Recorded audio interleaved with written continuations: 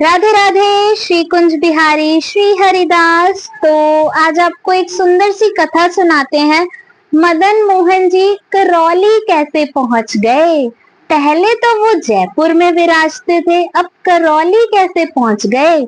तो एक बार की बात है, मदन मोहन जी को ना सनातन गोस्वामी जी ने प्रकट किया था। पहले मदन मोहन जी भी जयपुर में ही विराजते थे। गोविंद देव जी और गोपीनाथ जी के साथ तीनों ठाकुर जयपुर में विराजते थे। और जो जयपुर के राजा की पुत्री थी वो मदन मोहन जी की सेवा करती थी। मदन मोहन जी को खूब लाड लड़ाती, उनको पूरा दिन सजाती, खूब सेवा करती, खूब प्यार लुटाती।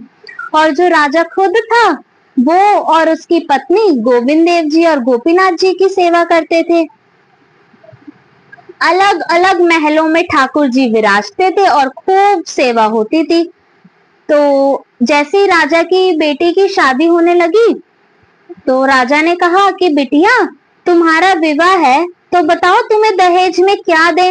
वैसे तो हमने सब कुछ दिया, पर तुम बताओ तुम्हें क्या चाहिए। तो उसने कहा, पिताजी हमें सबसे ज्यादा प्रेम मदन मोहन जी से है, तो पूरा परिवार गोविंद देव जी और गोपीनाथ जी की सेवा किया करो और मैं मदन मोहन जी को ले जाऊं अपने साथ।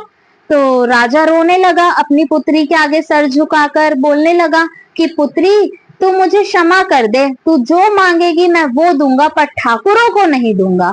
ये मेरे हृदय में है, इनको नहीं दे सकता मैं। वृंदावन से मुगलों से बचा कर लेकर आया हूँ, ये मेरे प्राण में बसते हैं। तू जो मांगेगी वो दूंगा, पर इनको नहीं। गोविंद देव जी गोपीनाथ जी है ना आपके पास, तो मदन मोहन जी आप मेरे को दे दो। यहाँ राजा की जिद हो गई कि नहीं दूंगा और पुत्री की जिद हो गई कि मैं विदाई नहीं होने दूंगी।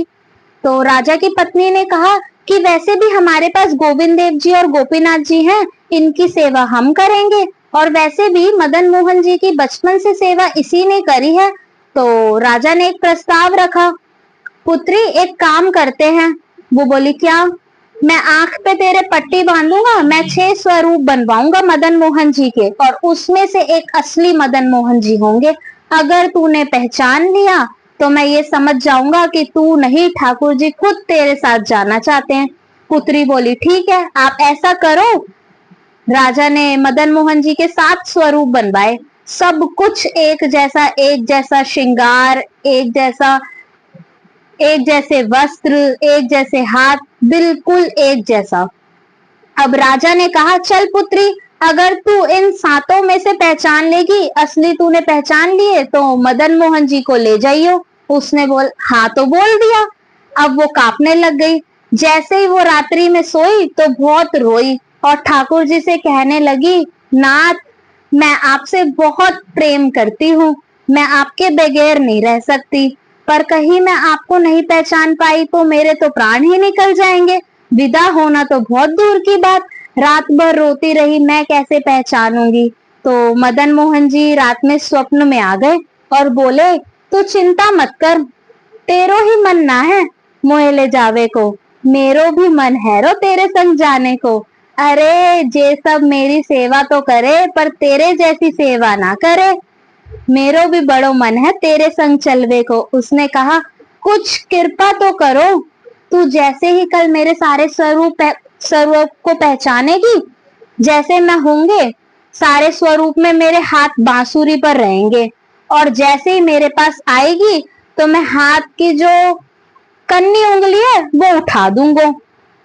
अब कल सुबह हुई तो राजा ने कहा, मैंने ऐसे स्वरूप बनवाए हैं तू पहचान भी नहीं सकेगी। अब ठाकुर जी ने पहले ही बोल दिया था। सारे गांव वाले देखने आए।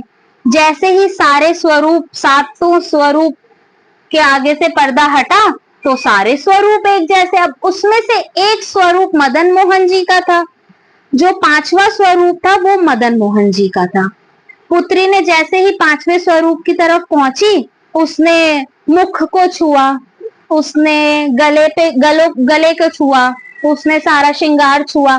जैसे ही वो हाथ की तरफ बढ़ी, अब मदन मोहन जी ने अपनी कन्नी उंगली ऊपर कर दी, उठा दी। तो वो बोली, जे मदन मोहन है। तो राजा रोने लग जाता है, अपनी बेटी को कान में कहता है, मैंने देख लियो तो कन्नी उंगली हिलते हुए। अब तेरी इच्छा नहीं, स्वयं मदन मोहन जी की इच्छा है तेरे साथ जाने की। तो खूब ढोल रथ के साथ मदन मोहन जी करौली पहुंच जाते हैं। तो खूब सारा प्रेम। राधे राधे। श्री हरिदास।